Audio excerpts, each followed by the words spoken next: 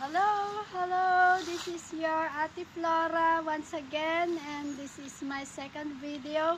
Sorry po, hindi po ako ganyang ka-expert na mag-vlogging. Na-inspire lang po ako sa mga nagtatanong kasi po, I consider this as a blessing mula nung pumunta kasi ako dito, nag-live ako from that on, ang dami nang nagtatanong. So, eto na. Sasabihin ko po yung mga nagastos ko papunta dito sa Finland. Nga po pala, this is only our third week na nandito. And then, next week will be our fourth week. Matatapos na rin po yung training namin. Kasi 4 weeks po yung training namin. And then, after that, we will go to a normal, work na. Pero, yung nag-start na rin yung payroll namin, the time na nag-start yung training namin. So, ito po yung mga nagastos ko while nung pumunta ako dito. Unang-una is yung TB test, which is cost 4,000 pesos.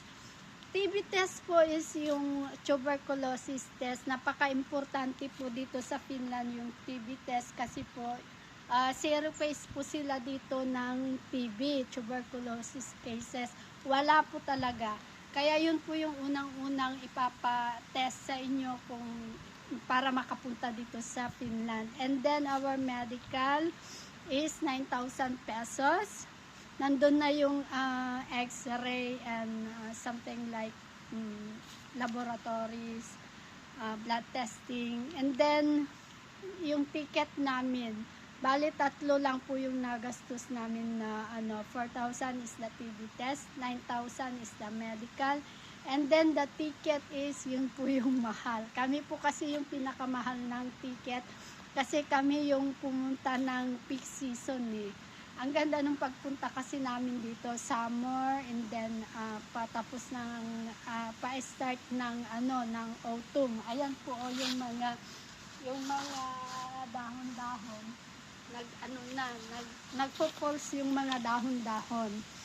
Malamig na rin po. Nga pala yung ticket namin is nasa 54,080 pesos. Yan po. Pero nung mga previous groups na pumunta dito is nasa 45,000 lang po.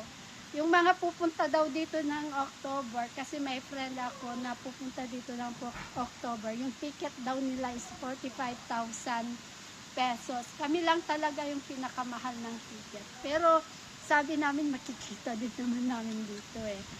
So overall, nasa 67,275 pesos po yung nagastos ko dito papunta ng Yung visa, wala po kayong babayaran sa visa dahil handle po yun ng company.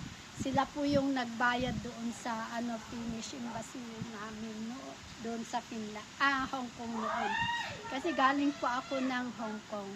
So that's it guys, yan lang po. Sorry once again, hindi ko kayo yung mga friends na nag-chat, yung mga strangers, wala po akong time para sa inyo. My time is just for our studies and for myself. Ito po yung isang kasama natin. Hi, Mita Kulo. Kasama Please natin follow sa, CJ Kapay on sa Facebook, Instagram, and Yes. YouTube. Yes. CJ Kapay. Yeah, punta natin dito, kasama natin siya. So that's it for today guys. Thank you. And once again, this is your Ate Flo. Thank you. See ya girls. Bye-bye. May pahabol daw. Hi! Ayan. Nag-ano ka? So bye.